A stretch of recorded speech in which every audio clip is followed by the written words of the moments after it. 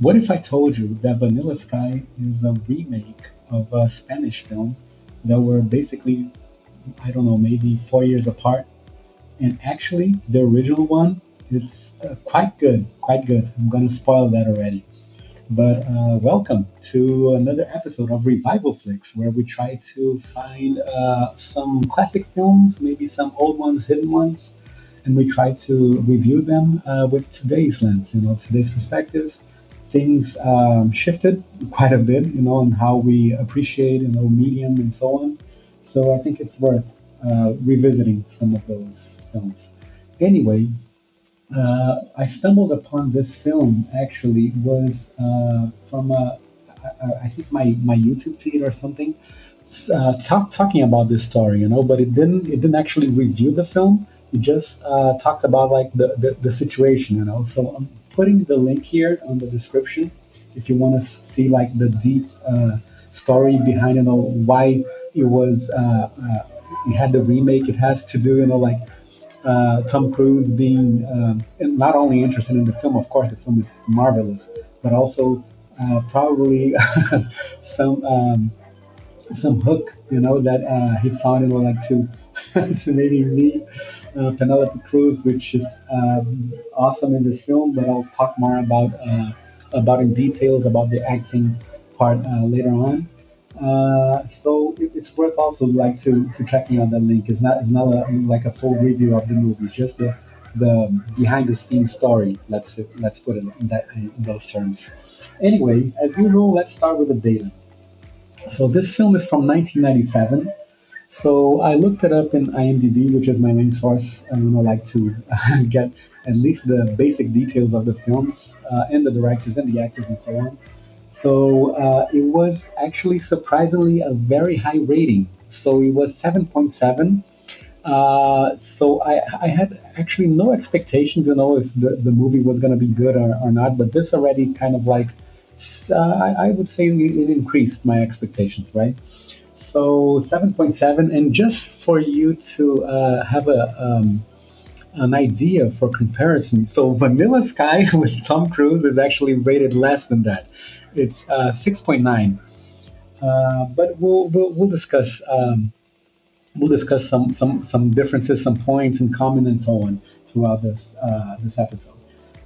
So this movie, it had actually like it was broadly nominated, for like smaller awards and so on, but it actually won like six, including Best Actress for Penelope Cruz. Not 100% sure I would agree with that, but anyway, smaller awards, how those goes, right? But also one for outstanding direction in the Berlin International Film Festival, which is it's still a small award. It's a small festival, but it's relevant for the industry.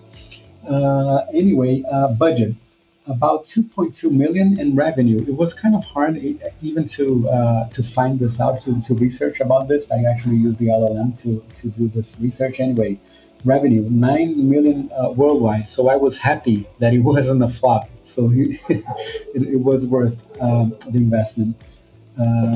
Yeah. So let's go with the crew. Let's start with the director, Alejandro Amenabar. I'm sorry if I'm butchering, like how you pronounce it. My Spanish is actually not so great. Actually, I totally forgot this. So the name of the film is Open Your Eyes, and the name of the film in Spanish, or the original title, is Abre los Ojos. I'm gonna talk about also the about the title, of the film. Is quite interesting later on. Anyway, the director Alejandro Amenábar. So I read a bit about what was like his context, about the film and so on. So he was in his mid 20s, so he was very young, and he did like some very high rated films that I noticed in his filmography, in IMDb. So the one that I was actually familiar with was The Others with Nicole Kidman. This was actually a good film. I remember watching this. I don't remember like the details, but I just remember that I liked it when I watched it back at the time. Then Thesis. So he's the director and writer of this film. So anyone that already follows me knows that I love when the crew participates in more than one role in the film. I think it gives like it solidifies the identity from the film, and I think it's just outstanding when someone can contribute in multiple ways for the film, not only as a personal a personal skill, but also I think the film has a higher chance for the outcome to be like faithful to what the vision was in the first place or initially. Anyway, so he had also a film called Thesis. This one I put in my watch list. So it's rated 7.4, and this was actually done before this film. I when a film catches my attention, as this one did, I can already anticipate that. When a film catches my attention like this, I like to watch films that the director or writer did before this big breakthrough and after. Before to get a sense of like, oh, let's see how the buildup was, how the buildup came to be, and afterwards is like, let's see if it was like a fluke or like a one-time thing. Let's see if he really has quality in his work and he can keep up with the standards, right? So I normally I do that. So Thesis I'm gonna watch, and then there was a very high-rated movie also called The Sea Inside with Javier Bardem. So this one was from 2004, 7.1. And curiously enough, kudos also to Tom Cruise for that. He also, of course, he was the original writer for this film, but he also was part of the crew in Vanilla Sky from 2001. So I guess Vanilla Sky still stayed faithful, to the original piece, right? Yeah. So very interesting stuff there. So let's go to the actors. So Penelope Cruz, I think everyone knows who she is by now. But just a reminder of like a couple of other films that I totally forgot that she had participated on. So Pirates of the Caribbean, she participated on. I totally forgot about that. And this film is actually interesting because it's like probably her film right up until she finally got into Hollywood. So I think here you can see clearly actually, how her style of acting changed or was actually originally before entering Hollywood. So another couple of films, Vicky Cristina Barcelona, of course, that was a great Woody Allen film, and of course Vanilla Sky. So the interesting part here is that she not only was in the original film, that was the argument for Vanilla Sky, but she also participated in the Vanilla Sky itself. So I thought it was great, and of course starring alongside with Tom Cruise. So again, watch the episode that I'm reading here that it drew my attention to this film. It's quite interesting actually. Yeah. So let's get into the review about the. No, actually, not. Let's not get into the review about the film yet. Let me talk about Eduardo Noriega, which is the star actor in this film. I gotta say that, in my opinion, he was the highlight of the film. Not only him, but also like the director and him. I'm going to expand more on that later on, but I can already anticipate this guy has a lot of talent. A lot of talent. I mean, he started off, not getting your expectations so high about him, but as the film unrolled, he went over the top for sure. Very talented actor. And then I kind of glanced, through the films that he had done. He had films with an extensive list. He has an extensive career and a bunch of films high rated in IMDb. So he also participated in Thesis, which I put in my watch list. And it seems that the director and him, they did a couple of films together. So it's kind of like like already established crew. Let's put it like that. So we have Thesis, we have Wolf, and then there was also another film called Vantage Point. So these three I'm very tempted to watch. Thesis I'm going to watch for sure. Vantage Point and Wolf, it's gonna depend on, on the outcome of Thesis. And then it's, of course, if it's any good, I'll post another video. So let's get into the review about the film itself. This is going to be a bit hard to review because I need to really be careful because of the spoilers. I don't want to spoil the storyline, right? So it's a theme that time and time again it becomes like this hyped theme that it's people talk about a lot, or it's very explored in the internet, or films explore a lot, and so on. So what I can say is that in the middle of the film, there's kind of like a hard twist on the film, and then it kind of transforms itself, But there is a term by which these films are categorized, and if I say the term, it's going to spoil the storyline. So I'm not going to say the term. I'm going to say a lot of things about this theme, but not specifically the term. If you watch, of course, Vanilla Sky, you already know what I'm talking about. Anyway, this film, it's actually the first thing that caught my attention. It was how well directed and well edited it was. I mean, it doesn't have like some crazy edit, but it has like an elegant direction. So I would say that these types of films, which have this theme, which explore this theme and has like these big twists, in the middle and so on, it's sometimes they're confusing, and that's like one of the purposes. And so if it's not well directed or not well edited, you get really, really lost easily, and then you think that the movie is like nonsense or whatever. But this one didn't. This one's at some point you got confused, but that was the intention because the character itself was confused and didn't know what was happening exactly and so on. So you kind of like synced with the character in the awareness, So that was very well done because it was very confusing until the part that everything clears out, right? Even if you watched already Vanilla Sky, this is going to still surprise you because I had watched Vanilla Skies. Of course, I don't remember like all the details of Vanilla Sky and so on. I watched like a very long time ago, probably only at the time that it went out. But still, you get confused. Even knowing about the storyline, you get confused. And that was also one of the magic of Vanilla Sky. It was like so confusing, but at a certain point it cleared out, and then you thought, oh, thank God, I'm not stupid, like not to understand like a storyline of a movie. But that was totally on purpose, and that was the charm of it.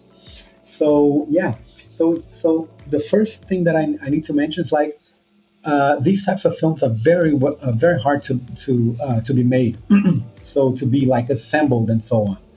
So this is the first congrats, right? That I'm going to say that I'm going to like mention about the direction. And not surprisingly, he won the best direction achievement for the small festival that I mentioned at the beginning. Anyway, going forward. So at some points, while you're watching the film, if you watch already Vanilla Sky, at some points you can even imagine that this film at some parts it's even better than Vanilla Sky. It's like I would say that it has like more authenticity, and also there's a sober usage of the special effects, which hardly puts this film in like a sci-fi category, right? In Vanilla Sky, you can totally already attach to a sci-fi movie, right? This one not. This one I would say is like heavily on a psychological thriller or maybe a suspense mystery, a very mysterious. The director also, I think he did a better job in the mystery part. Vanilla Sky is like it's not so. I didn't feel so mysterious, in Vanilla Sky. It's more sci-fi, right? So you're like wondering why things are happening. In this one, you're intrigued. You're intrigued because it seems that there's some type of crime being, like rolled out or whatever, something really dark, rolling out. In Vanilla Sky is something you're already attached to a sci-fi thing, Anyway, these are like the main differences, and I would say that also another I would say very unique difference is that I felt that this one, because of the actor, so again, Eduardo Noriega. So I thought his character was kind of like more emotional. So you made this film it touches on your emotions more than Vanilla Sky. I'm not sure if it's because we are all like already accustomed, or Tom Cruise is so familiar, such a film. I'm not saying that he's a worse actor than this one. I love Tom Cruise. He's a very good actor and so on. But and maybe like his fame, he played like so many strong characters, like Tom Cruise. I'm talking about, right? A lot of strong characters that maybe the emotions don't you cannot perceive, the emotions so well. But in this case, from Eduardo Noriega, he was a fabulous character. He played very well, and you could feel the emotions, flowing, or changing throughout the film. Very, very good. Because so the film, I would say, even it splits in three parts, right? So we have the first part, which is kind of like cocky and so on. So he plays that type of cocky character, and then we have like the confusing part, and he plays well that confusing part, and then we have like the third part of the film, which is like a mix of the two. So very, very interesting, like passing, through these types of portraits. Very, very good. Anyway, so let's talk about the aesthetics from the film. So it also grabs our attention because it's a Spanish production, right? So we're not expecting like so much glamorous, like scenes or production and whatever, but it did maintain like a unique aesthetic appeal to it. I would say even close to Pulp Fiction. Pulp Fiction was done, I think, in the early 1990s. So I could be wrong, but it was 93 or 94. So you can see maybe some influence of the aesthetic from Pulp Fiction here, because there are like some cuts that go here, like forward, backward, and whatever. But he also like the aesthetics from the scenes themselves. They remind a bit, about Pulp Fiction. Anyway, I thought it was very well assembled, very well built, very well constructed. I was very impressed about this film, especially like in the mid '90s Spanish film. And this is also another aspect that I thought about Spanish films. I've been watching. I mean, I'm not a huge fan of like international films, but I watch them here and there again. What bothers me about international films, like outside of like US or whatever, is that depending on the country, they don't vary the theme so much. So I'm really surprised about the Spanish film industry. It does vary a lot, especially when we notice, some of the series that made a lot of success, a lot of movies, which very different themes, So I'm kind of like impressed. So kudos to the Spanish cinema industry. And also going forward with the theme, right? The theme, I think, is the main part of the film. So I actually normally when there's a category that has its own name for it to describe it, I normally do this research in the LLM that I say, oh, let's see what was the first film that explored this type of mechanism, for storytelling, right? So then so it actually gave me a surprisingly extensive list, and that were films, like way back when that explored it, and all of them, they are very highly rated. I thought it was amazing. I'm going to watch a bunch of these. I'm going to only mention films up until the 90s, because after the 90s, if I mention any film, you'll know exactly what the theme is. Right? So I'm not gonna spoil it. I'm being extra careful. So I mean, in the research, it says like the dream of a rare bit themed was the first film that explored this theme that this film explored and the Vanilla Sky explored. I never heard about this film. I'm not even sure I'm gonna watch it. But then afterwards, there was a film that actually I did watch when I was, like making film school and whatever, studying for film. So is The Cabinet of Dr. Caligari, which is a 1920 film. So the one that I mentioned before is from 1906. It's very, very old. That's why I'm not sure if I'm going to watch it. But The Cabinet of Dr. Caligari, it's actually a good film. I watched it and it's entertaining for sure. And then we had Sherlock Jr. So just for you to have an idea, right? So The Cabinet of Dr. Caligari is rated as 8 in IMDb. Then we had Sherlock Jr., 1924, from Buster Keaton. I heard about the name, but I'm really not familiar with his work. It was actually high rated, 8.1, 8.2. Maybe I'm going to watch it. Then we had Matches of Afternoon. I'm really not familiar with it, 7.8. Then actually a film that I reviewed here in this channel, Rashomon. I wouldn't say it's like the same theme. I'm not sure why they put this film here, but anyway, the Rashomon film actually explores another category called the Rashomon effect or multiple perspective effect, right? Multiple perspective storytelling. So if you watch my review about Rashomon, I'll talk a bit deeper about that. But it was actually good. I think I landed on Rashomon reviewing weapons, if I'm not mistaken. But anyway, the fun about doing like this channel is that you go into these rabbit holes, that you find out about films and what kind of film actually came up with the term that define like a category and so on. So that's part of the fun. Then we had Vertigo from Alfred Hitchcock, 8.2. I watched this like way back, but I really don't remember like the details. Maybe I'll watch it again if it's any good. I know it's good, but if it's worth it, maybe I'll post something here in the channel. But then we had Last Year at Marienbad. Never heard about this one. 7.6.